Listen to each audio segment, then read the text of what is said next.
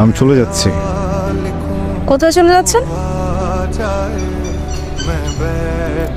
সব কিছু ছেড়ে চলে যাচ্ছি, শহর ছেড়ে চলে যাচ্ছি, আপনাকে ছেড়ে চলে যাচ্ছি অনেক দূরে।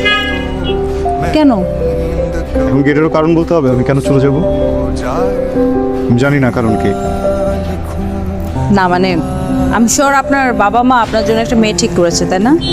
তার সাথে বিয়ে দিবে, তাকে নিয়ে আপনি চলে যাবেন, আমাকে সাইড করে রেখে এখন আপনি ওকে নিয়ে চলে যাচ্ছেন।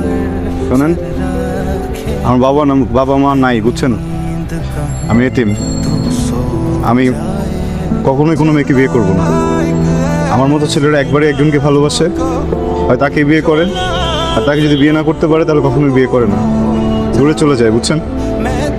আমি তো কারণ বলতে পারি নাই, এই জন্য আমি আর থাকবো না, আমি দূরে চলে যাব। মানে ভালোবাসা যে একটা কারণও থাকতে পারে এটাই তো আমি জানতাম না আগে। কী করবো বলেন?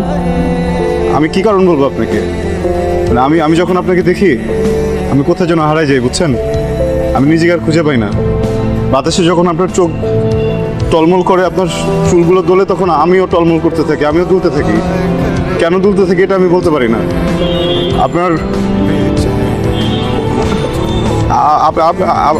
আপনি যখন আমার সামনে না থাকেন তখন আমার জীবনের কোনো কিছুতেই কিছু ফিল হয় না।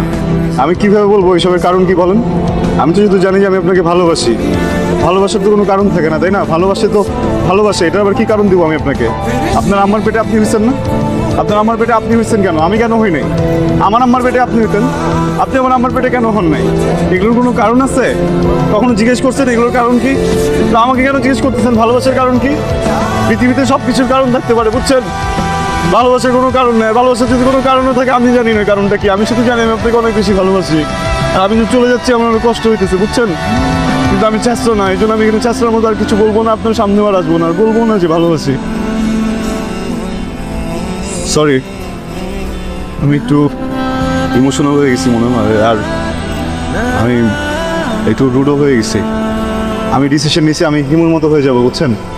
হিমুর মতো হয়ে পাঞ্জাবি পরে আমি ঘুরে বেড়াবো, আলো ঝালো কথা বলবো। আমি এমনি তো আলো ঝালো কথা বলি।